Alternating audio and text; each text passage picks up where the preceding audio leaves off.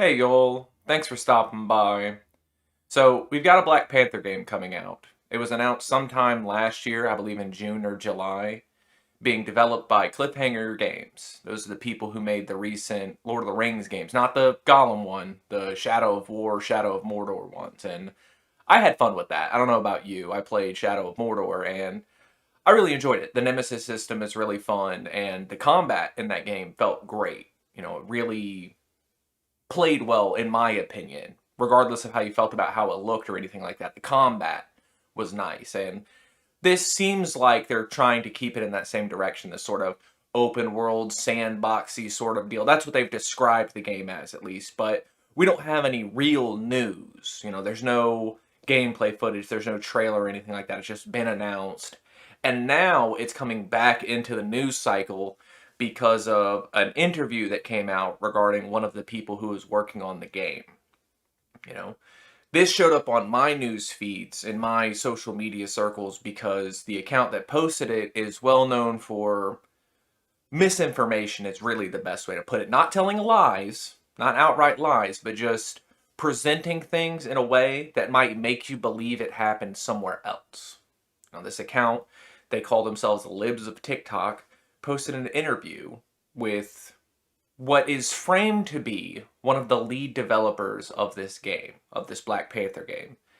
And in this interview, she talks about how she has this team of 21 working on this game and how she doesn't hire white people in the game that she's working on.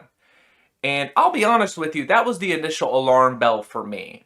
People kept screaming at me, telling me that, oh, this racist lady's working on the Black Panther game. And it's like, I mean, on the one hand, I did find it kind of funny because it's like, no way the comic books franchise that deals with ethno-nationalism has a racist working on it? That's shocking. But then I heard her say that she has 21 people on her team.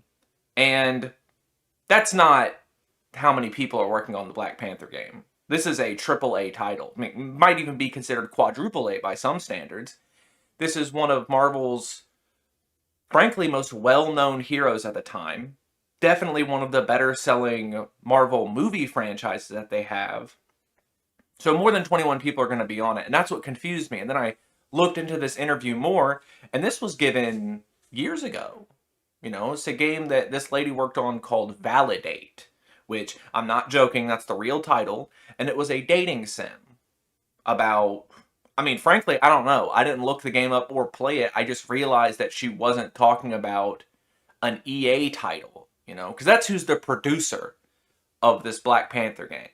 EA doesn't make games anymore, but they sure do pay people to make their games for them. And that's another part of this that I find so funny because of course people are talking about boycott the game because it's, she's racist and they have racist hiring practices. And it's like, while I don't have any issue with you voting with your wallet, if someone says something that you disagree with and they're on a higher end developer, sure, that's like with people who stopped playing Tarkov because they didn't want to give money to that, to like a war effort or something like that.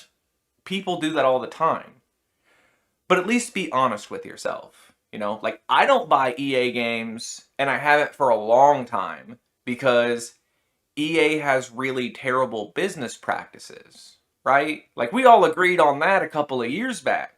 EA microtransactions and EA releasing half-finished games and finishing them with a day one update. And, EA pays their employees badly and makes them work through crunch times. And that was why I don't buy EA games. I've been doing that for a while. But now it's because they have a developer on there that you don't like. Which doesn't really surprise me if I'm honest. Gamers don't really take any sort of direct action unless they feel personally offended by something.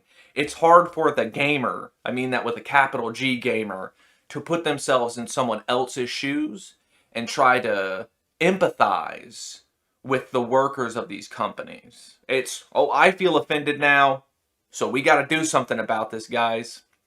Now, again, I probably won't be buying this game because it's an EA production. If you don't want to buy it because this dev said something on a game that she worked on years ago, that's cope enough for you, I guess. I don't know. Save your money. Buy something you like.